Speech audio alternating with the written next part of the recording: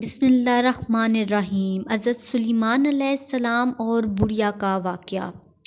حضرت سلیمان علیہ السلام اللہ پر کامل یقین رکھتے تھے اور ہر معاملے میں اللہ پر بھروسہ رکھتے تھے۔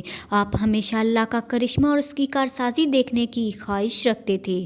ایک مرتبہ کا ذکر ہے کہ حضرت داؤد علیہ السلام کے دور حکومت میں ایک بڑھیا کے ہاں دو مسافر آئے اور کہنے لگے کہ ہمیں بھوک لگی ہے، اگر تمہارے پاس کھانا ہے تو دے دو تاکہ ہم کھا کر اپنی بھوک مٹائیں، ہم کھانے کا معاوضہ ادا کریں گے۔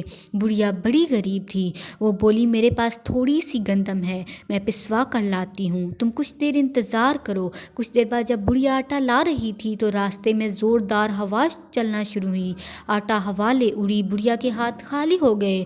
بڑھیا نے رونا شروع کیا۔ اتفاق کی بات ہے کہ راستے میں حضرت سلیمان مل گئے۔ آپ اس زمانے میں کم سن تھے۔ آپ نے رونے کا سبب دریافت کیا تو وہ بولی کہ میں گندم پسوا کر آٹا لا رہی تھی کہ اچانک ہوا چل پڑی اور آٹا اڑ گیا۔ آپ نے فرمایا اس میں رونے کی کیا بات ہے، میرا باپ بادشاہ ہے، جا کر اس سے فریاد کر۔ بڑھیا حضرت داؤد علیہ السلام کے پاس فریاد لے کر گئی۔ حضرت داؤد نے فرمایا میں کیا کر سکتا ہوں، ہوا تو اللہ کے حکم سے چلتی ہے، اگر کوئی انسان ظلم کرتا تو میں انصاف کرتا، ہوا کے ساتھ کس طرح معاملہ کروں۔ پھر ایک خادم سے کہا بڑھیا کو 2 بوری اناج دے دو۔ بڑھیا آٹا لے کر جا رہی تھی کہ پھر حضرت سلیمان علیہ السلام سے ملاقات ہو گئی۔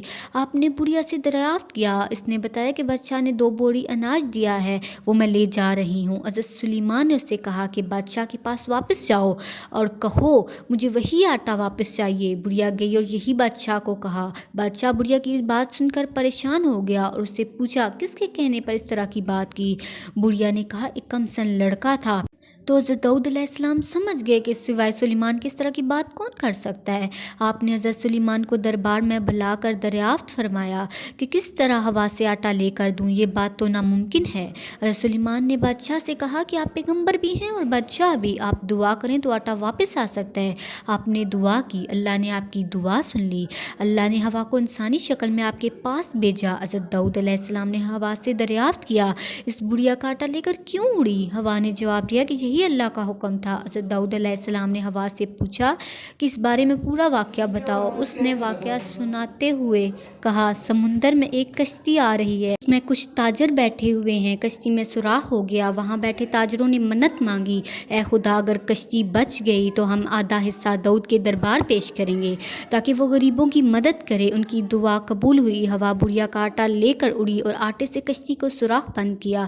یہ بات جاری تھی کہ تاجر مال لے کر آیا۔ حضرت داؤد علیہ السلام نے مال کے 2 حصے کیے، آدھا مال بڑھیا کو دیا اور آدھا غریبوں کو۔ حضرت سلیمان کو شاباشی دی کیونکہ ان کی کوششوں سے اللہ تعالیٰ کی مصلحت کا راز معلوم ہوا۔ Like, share and subscribe our channel. Thank you so much.